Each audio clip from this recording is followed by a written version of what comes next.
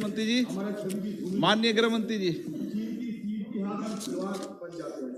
माननीय अध्यक्ष जी, एक अब मैं खड़ा होकर बोल रहा हूं, आप जरा प्लीज, बाद में समय, बड़े दयालु है अध्यक्ष जी, बाद में समय मांगिए। जी जी जी, माननीय अध्यक्ष जी, एक बहुत दुखद और दुर्भाग्यपूर्ण घटना पर मैं वक्तव्य देने के लिए खड़ा हुआ हूं। 7 तारीख को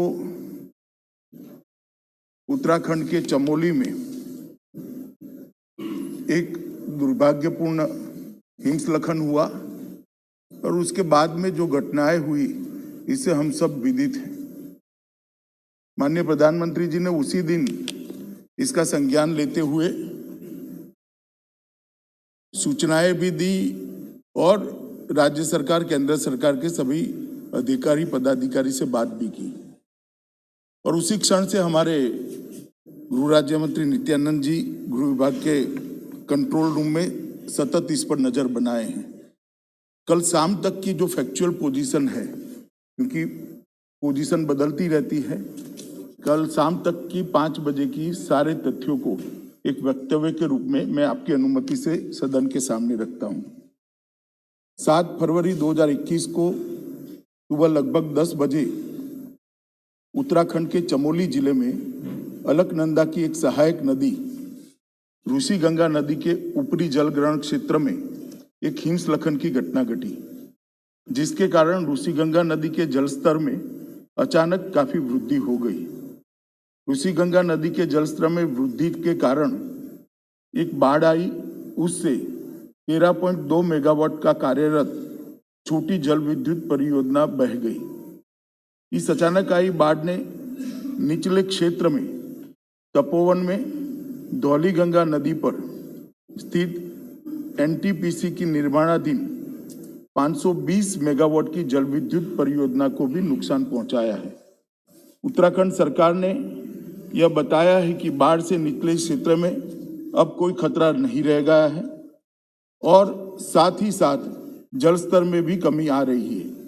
केंद्र और राज्य सरकार की सभी संबंधित एजेंसियां स्थिति पर कड़ी निगाह रखे हुए हैं। 7 फरवरी 2021 के उपग्रह डेटा के अनुसार ऋषि गंगा नदी के जलग्रहण क्षेत्र में समुद्र तल से लगभग 5600 मीटर ऊंचाई पर एक ग्लेशियर के मुहाने पर हिमस्खलन हुआ, जो ग्लेशियर लगभग 14 वर्ग किलोमीटर क्षेत्र का था, जिसके कारण ऋषि गंगा नदी के निचले क्षेत्र में फ्लैश फ्लड की परिस्थिति बन गई।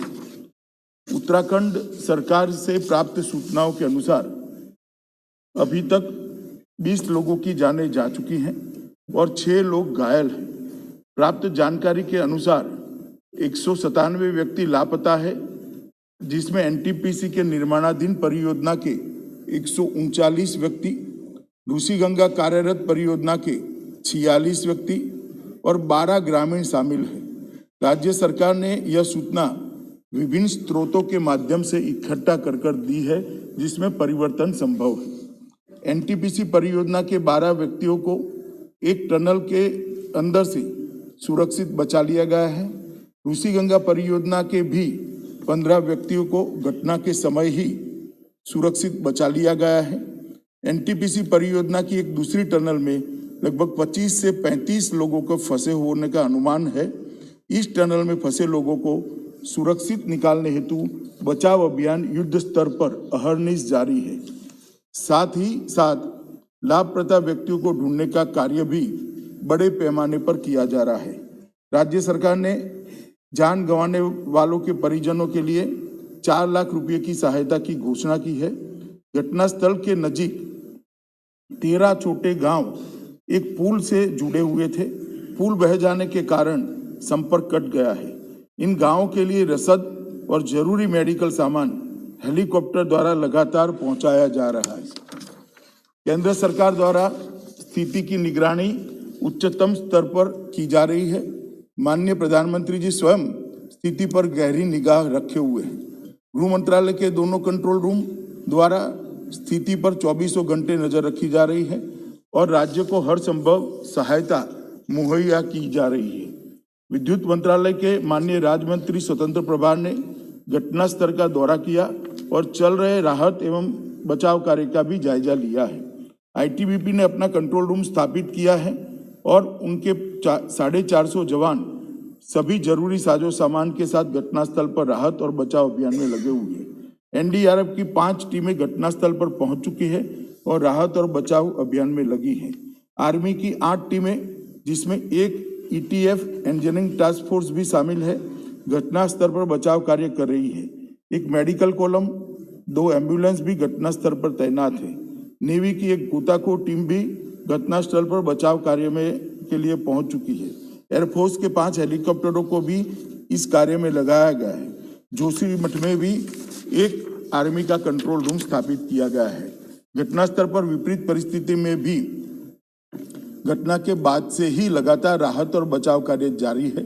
टनल में फंसे हुए लोगों को बाहर निकालने के लिए रात भर के अथक प्रयास के बाद आर्मी द्वारा टनल के मुंह पर पड़े मलबे को साफ कर लिया गया है।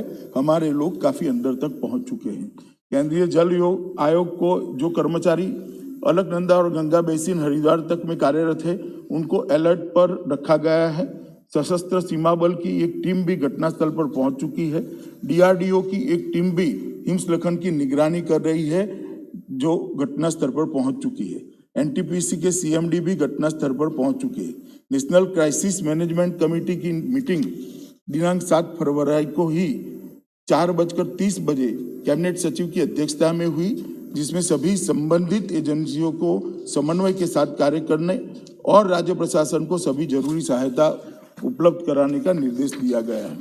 केंद्रीय एजेंसियों के साथ साथ जिला प्रशासन, पुलिस, राज्य आपदा प्रबंधन विभाग भी राहत और बचाव कार्य में जुटे हैं। एसडीआरएफ की 2 टीमें भी राहत में जुटी हुई है। राज्य का स्वास्थ्य विभाग की 7 टीमें, 8 एम्बुलेंस, मुख्य स्वास्थ्य अधिकारी के साथ वहीं पर तैनात है। इसके अतिरिक्त राज्य सरकार ने भी 5 हेलीकॉप्टरों को बचाव और राहत कार्य के लिए तैनात किया हुआ है। घटना के बाद सभी जगह बिजली की बहाली पूर्ण कर दी गई है। बीआरओ और राज्य पीडब्ल्यूडी द्वारा 5 पूर्ण रूप से टूटे हुए पुलों की मरम्मत का काम शुरू कर दिया गया है। मैं यहाँ ये बताना चाहूँगा कि वित्त वर्ष 2020-21 में राज्य आपदा जोखिम प्रबंधन कोष SDRMF में लगभग 1000 करोड़ रुपया आवंटित किया गया है उत्तराखंड राज्य के लिए, जिसमें से केंद्र का अंश 468 करोड़ रुपया जारी कर दिया गया है। मैं सदन को केंद्र की ओर से आश्वस्त करना चाहता हूं कि राहत और बचाव कार्य के लिए सभी संभव उपाय राज्य सरकार के साथ समन्वय बिठाकर केंद्र की ओर से किया जा रहे हैं और जो भी आवश्यक कदम उठाना जरूरी है उसको भी उठाने में केंद्र सरकार की पूरी तैयारी है।